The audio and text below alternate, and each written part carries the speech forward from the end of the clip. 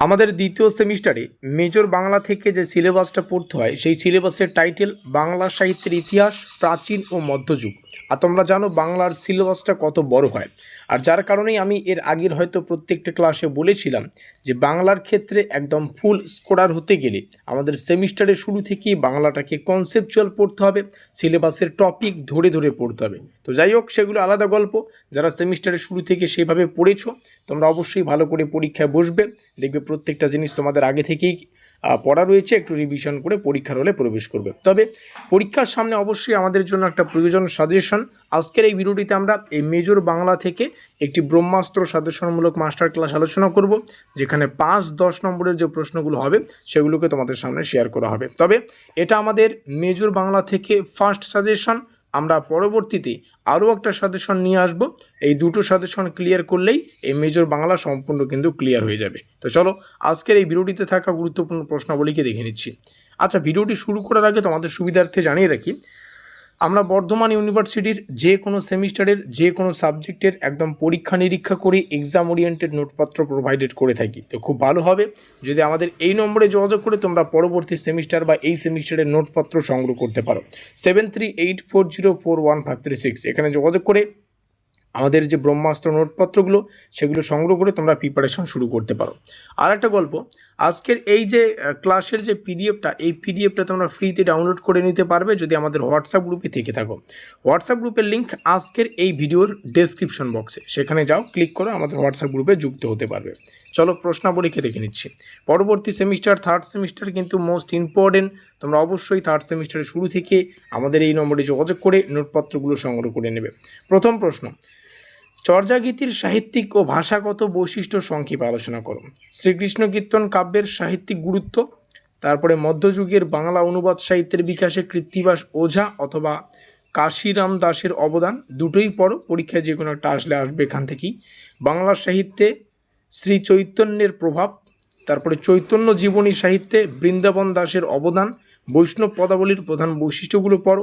বিদ্যাপতি অথবা বিদ্যাপতি অথবা চণ্ডীদাসের পদাবলীর কবি প্রতিভার পরিচয় দাও, পড়বে, দুটোই পড়বে।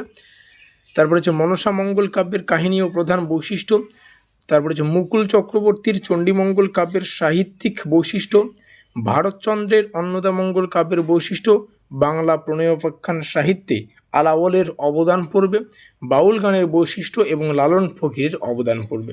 এই 12খানা কোশ্চেন পরীক্ষায় 5-এও আসতে পারে, আবার 10-এও আসতে পারে। এটা আমাদের ফার্স্ট সেট, মানে সাজেশনের প্রথম ক্লাস। আরও একটা ক্লাস আসবে পরবর্তী ভিডিওয়ে। তো পরবর্তী ভিডিওটি সবার আগে পাওয়ার জন্য চ্যানেলটিকে সাবস্ক্রাইব করে দেবে। আচ্ছা, স্পেশালি কিছু 10 নম্বরের প্রশ্ন রয়েছে, সেগুলোকে তোমাদের সামনে শেয়ার করছি। সাজেশনটাকে আমরা লিমিটেড করার চেষ্টা করছি, যাতে করে অল্প কয়েকটা প্রশ্ন পড়লেই আমরা পরীক্ষার জন্য প্রিপারেশনটা নিতে পারি।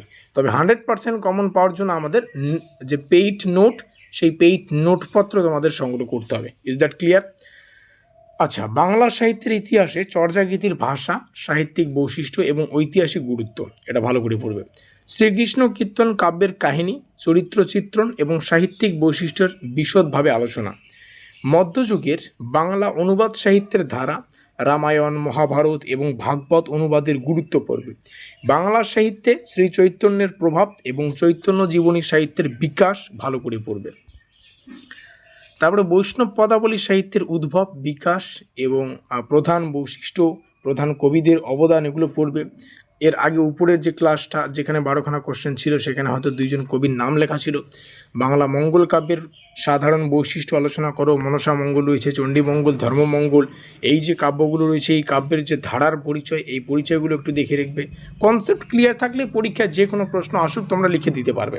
আর যার কারণেই বললাম যে বাংলাটাকে সেমিস্টারের শুরু থেকেই কনসেপচুয়াল এবং সিলেবাসের টপিক ধরে ধরে পড়া উচিত। মুকুন্দ চক্রবর্তীর যে চণ্ডীমঙ্গল, সেই কাব্যের কাহিনী, সমাজচিত্র এবং কবি প্রতিভার পরিচয়। ভারতচন্দ্রের অন্নদামঙ্গল কাব্যের বিষয়বস্তু পড়ো, সাহিত্যিক বৈশিষ্ট্য পড়ো।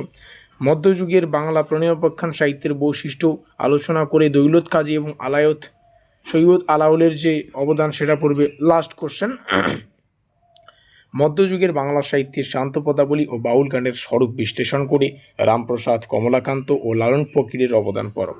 12খানা এমন কোশ্চেন যেগুলো 5এও আসতে পারে, 10এও আসতে পারে। 10খানা এমন কোশ্চেন যেগুলো স্পেশালি 10 নম্বরের মানে 10 মার্কের জন্য মোস্ট ইম্পর্টেন্ট। এই ছিল আমাদের মেজর বাংলার লাস্ট মিনিট সাজেশনের প্রথম সেট। এরকমই আর একটা সেট তোমরা নেক্সট ক্লাসে পাবে। তো পরবর্তী ক্লাসটি পাওয়ার জন্য স্টাডি কেয়ার WB ইউটিউব চ্যানেলটিকে সাবস্ক্রাইব করে দাও, যাতে করে নোটিফিকেশন আসলেই তুমি তোমার সবার আগে তোমার নোটিফিকেশন তোমার কাছে পৌঁছে যায়।